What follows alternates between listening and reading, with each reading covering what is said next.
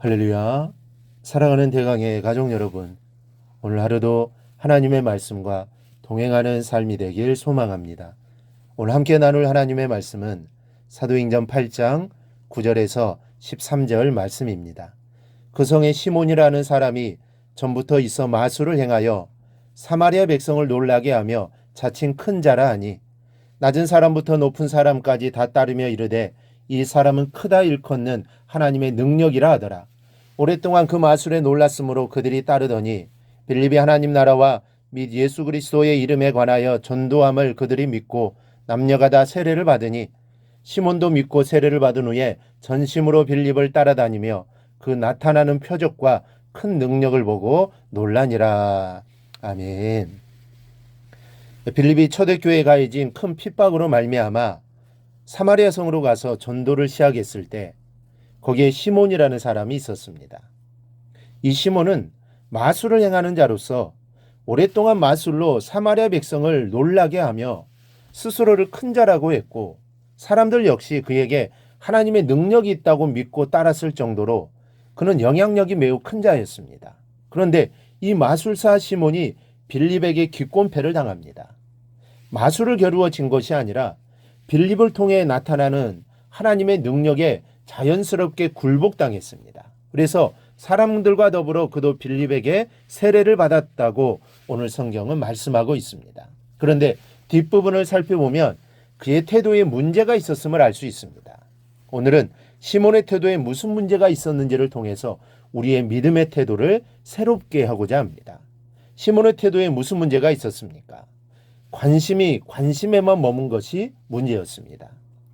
누구든지 세상을 살아가면서 아무 것에도 관심을 두지 않고 살아가는 사람은 없습니다. 오히려 현대의 젊은이들은 엉뚱한 데 관심이 너무 많아 탈일 정도입니다. 성도도 그렇습니다. 신앙생활을 하면서 신앙의 어떤 특정한 부분에 관심이 안 갈 수가 없습니다. 찬양에 관심이 있는 사람, 또 율동에 관심이 있는 사람, 그리고 찬양을 연주하는 데 관심이 있는 사람, 성전에서 봉사하고 아름답게 꾸미는 데 관심이 있는 사람이 있습니다. 여러분도 이런 부분에 관심이 있을 겁니다. 시몬에게도 관심이 있었는데 그의 관심은 오로지 표적과 능력이었습니다. 빌립을 졸졸 따라다니면서 표적과 큰 능력이 나타나는 것만을 보고자 했습니다. 오직 여기에만 관심이 있었던 것입니다. 그러니 오늘 시몬을 볼 때 관심에만 그쳐서는 안 됩니다. 신앙적 관심은 절대 나쁜 것이 아닙니다. 그러나 거기에만 관심을 두고 그 차원에만 머물면 문제가 됩니다. 가령 어떤 사람이 성도의 사랑을 받고 감사한 것이 동기가 돼서 신앙생활을 시작했다고 합시다. 사랑을 받고 그것 때문에 교회에 나왔으니 그 사람의 관심은 당연히 자기가 받는 사랑에 있을 수밖에 없습니다. 그러면 그것이 잘못일까요? 절대 그렇지 않습니다. 그러나 그 사랑을 통해서 하나님을 깨달아야 하는데 그러지 못하고 언제까지나 사랑받는 데만 관심이 머문다면 어떻습니까? 그 믿음은 절대로 자라지 않습니다. 평생 어린아이와 같은 신앙생활을 하게 될 것입니다. 시몬을 보십시오. 시몬도 믿고 세례를 받은 후에 전심으로 빌립을 따라다니며 그 나타나는 표적과 큰 능력을 보고 놀라니라 그랬습니다. 누군들 시몬처럼 표적과 하나님의 능력에 관심이 없겠습니까? 누구나 관심이 있을 것입니다. 그리고 한편으로 놀라고 한편으로는 내게도 저런 능력이 있고 나도 저런 표적을 일으켜봤으면 하는 마음이 당연히 들 것입니다. 그러나 시몬은 거기까지였습니다. 표적을 통해서 하나님을 발견하지 못했습니다. 관심이 관심에만 머무르고 말았고 바로 여기에 시몬의 비극이 있습니다. 여러분, 많은 분들이 교회에서 여러 가지 일에 관심을 보입니다. 봉사에, 모임에, 기도에, 여러 가지 다양한 활동에 관심을 갖고 있습니다. 그럴 때 주의하시기 바랍니다. 관심이 거기에만 머물러서는 안 됩니다. 무슨 일을 좋아하고 무슨 일로 보람을 느끼든 그것을 통해 하나님께로 가까이 나가는 성도들이 되어야지 그 일에서 인간적인 재미만 느끼거나 만족을 느끼는 데서 그쳐서는 안 되는 것입니다.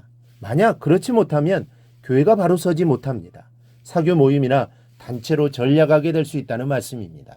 여러분, 신앙적인 일에 관심을 가지되 하나님을 더 가까이 하기 위한 목적으로 관심을 가지십시오.